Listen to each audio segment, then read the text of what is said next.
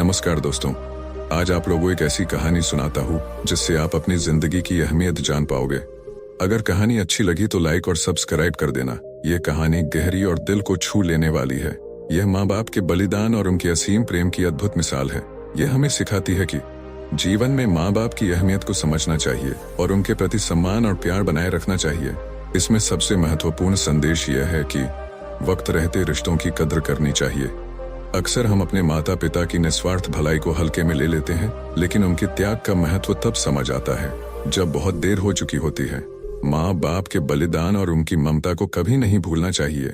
इस कहानी का अंत हमें यह सोचने पर मजबूर कर देगा कि अपने प्रियजनों की अहमियत को समय रहते समझें और उनके लिए हमेशा कृतज्ञ रहें।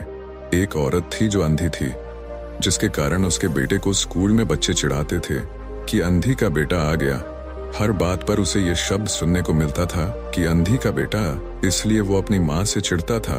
उसे कहीं भी अपने साथ लेकर जाने में हिचकता था, उसे नापसंद करता था। उसकी माँ ने उसे पढ़ाया और उसे इस लायक बना दिया कि वो अपने पैरों पर खड़ा हो सके। लेकिन जब वो बड़ा आदमी बन गया तो अपनी माँ को छोड़ अलग रहने लगा और शहर चला गया। कुछ दिन बीत गए, लेकिन वह अपनी माँ से मिलने नहीं आता।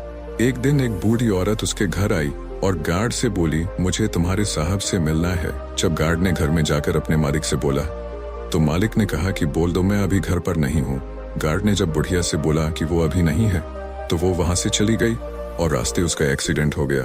थोड़ी देर बाद जब लड़का अपनी कार से ऑफिस के लिए जा रहा होता है तो देखता है कि सामने बहुत भीड़ लगी है और जानने के लिए कि वहां क्यों भीड़ लगी है वह वहां गया तो देखा उसकी माँ वहां मरी पड़ी थी। उसने देखा कि उसकी मुट्ठी में कुछ है। उसने जब मुट्ठी खोली तो देखा कि एक लेटर जिसमें यह लिखा था कि बेटा, जब तू छोटा था तो खेलते वक्त तेरी आंख में सरिया धंस गई थी और तू अंधा हो गया था, तो मैंने तुम्हें अपनी आंखें दे दी थी कि तुझे कोई अंधा न कहे। इतना पढ़कर लड़का जोर जोर से रोने लगा। उसकी माँ उसके पास नहीं आ सकती थी। दोस्तों, वक्त रहते ही लोगों की वैल्यू करना सीखो। माँ बाप का कर्ज हम कभी नहीं चुका सकते। दोस्तों, ये कहानी आपको कैसी लगी है एक प्यारा सा कमेंट करके जरूर बताना। और यदि वीडियो आपको पसंद आया है, अच्छा लगा है तो इस वीडियो को लाइक शेयर करके चैनल को सब्सक्राइब जरूर कर देना। तो चलिए फिर मिलते हैं ऐसी एक और नई वीडियो में एक नए मैसेज के साथ। तब तक के लिए अपना ख्याल रखें। धन्यवाद।